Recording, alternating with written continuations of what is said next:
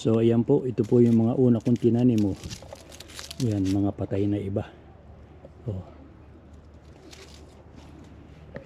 Ayan po. Ayan, at saka ayun, oh, yung mga na po yan. Palipas nan talaga.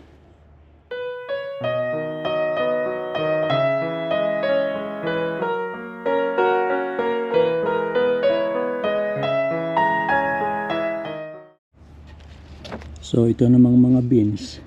Ayan, meron naman ding mga ilang naging bunga. Kamukha po niyan, oh, ayan. Kukunin ko na rin po at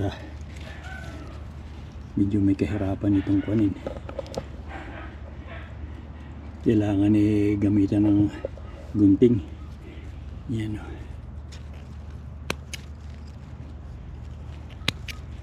Yan, oh.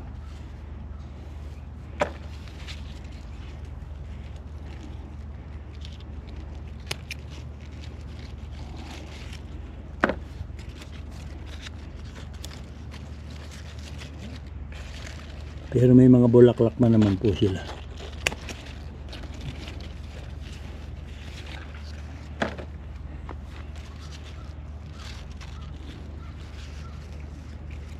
Gulang na yata yung iba.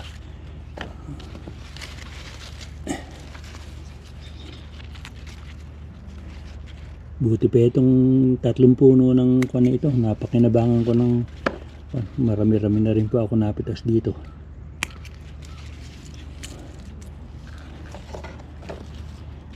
Yan.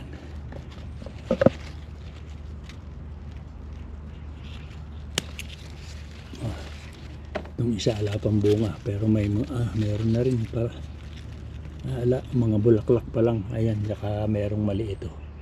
Ayan. Ito naman pong malalaking beans, ala pa, kahit isa ala pang bulaklak. Ayan. Ewan ko kung aabot pa ito sa mga 1 month na lang po siguro ang namin. Mabuti kung itong buong Agosto tsaka Setyembre hindi pa magyayelo o mag-i-snow. Good morning po mga kasenyor, kumusta na po kayo? Nandito po ako ngayon uli sa aking backyard at ako po namitas ng sitsaro. At 3 araw na po akong hindi nakapamitas. Gumulang po yung iba. Gumulang yung bunga. So, pinitas ko na po kanina at saka nakakuha pa rin po ako ng mga ilang beans dun sa 3 puno na naitanim ko. So, binisita ko po uli yung aking pinagtamnan ng labanos kung bumabalik pa yung squirrel. Nakita ko po may mga bagong kalkal na naman, kaya po siguro bumalik yung iba namang klase, hindi po yung gray. Kasi po yung nag-umang ako ng pamain sa daga na para mahuli ko sana. Ang kaso hindi ko naman naabutan at nakawala po yung nahuli na squirrel na kulay gray. So pangalawang araw na po ngayon na tinitignan ko kung bumabalik yung at sigurado pong hindi babalik na yung kulay gray na squirrel, dahil nga po nung makita ko yun mahina parang may tama. So ngayon nga pong umaga tinignan ko uli, meron na naman bagong kalkal. So palagay ko panibagong squirrel na naman ito. Kaya po mamaya mag-uumang ko uli ng panghuli ko ng daga. At tignan ko kung mahuhuli ko uli, kung tatamaan siya nung panghuli ko ng daga na yun. At ipapakita ko po sa inyo mga kasenyor kung paano ko nalalaman na bumabalik yung squirrel. So dito ko po ipinain yung panghuli ko ng daga. Ito po pinatag ko yan. At para nga malaman ko kung bumabalik sila. So ngayon po ayan, meron na naman bagong kalkal ng lupa. Tsaka ayan, mga kuwan po yan, mga kuha ng squirrel yan.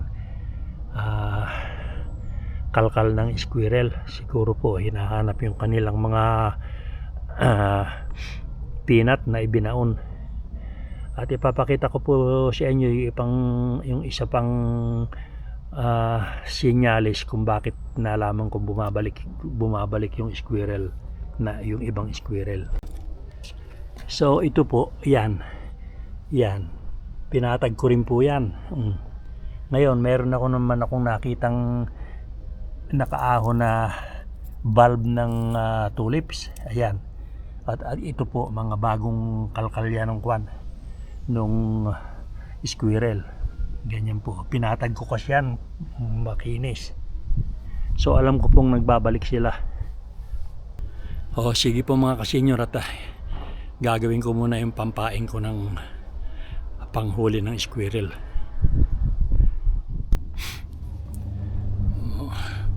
Ayan mga kasenyor, andito ako sa akin uling mga patatas, at nakita ko nga na yung iba naninilaw na ang puno, at yung iba berde pa naman, hindi sila nagkasabay-sabay ng paggulang.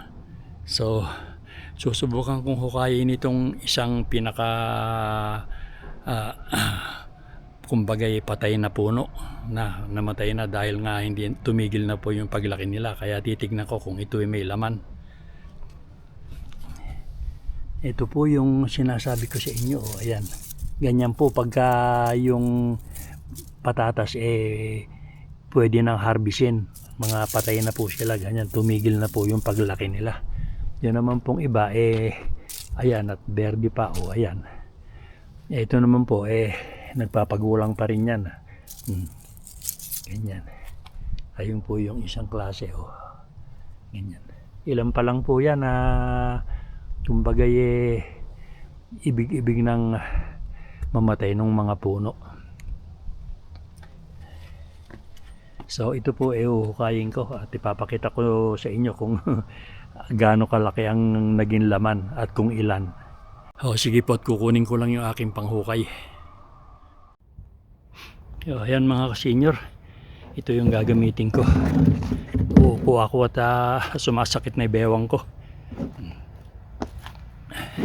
Ito naman po yung huhukayin ko. Ayan, at kukunin ko nga po pala yung aking guantes. Ito yung laman nung maliit na patatas na tiningnan ko kung ilan ang naging laman. At nga po namamatay na yung puno. Pagka ganun po ay talagang kailangan ng anihin. So okay naman po, isang maliit na puno ito, nakalimang bunga ko, pwede na rin, dahil kung po yun, sa 30 puno po yata, kung bawat puno makalima ko, abay marami-rami rin yun. Okay po, pinakita ko lang po sa inyo yung hindi naman po ito pwedeng hugasan agad, dahil pag hinugasan ito agad mababalatan, kaya kailangan patuyuin muna ng kaunti, kumbaga yung mga maghapon, ganon, at saka palang pwedeng hugasan. So mga kasenyor, magtutulos ako ngayon ng kamatis ko, at kung po sila, humahapay na sila papunta rito sa iba kong tanim dito. Yan So ito po yung gagamitin ko na tulos, na susubukan ko kung po pwede. Binili ko pa po ito doon sa dollar store. So subukan ko kung makakahawak sila nung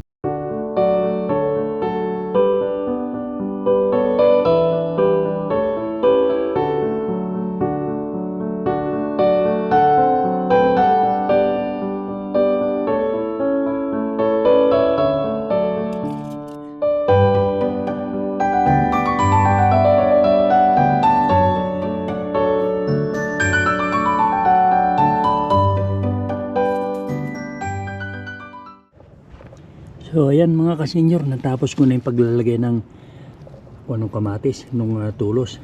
So ayan po, ayan. Ito po yung iba. Ito po, hindi ko na ito natulusan dahil kulang na ako ng tulos. Ayan naman po yung isa. Ayan, natulusan ko na rin. So yan po. Hanggang doon na po yan. O sige po mga kasenyor, at doon naman ako lilipat sa aking patatas. At bubunutin ko na rin po yung iba. Yung mga patay-patay na mga baging. Okay po.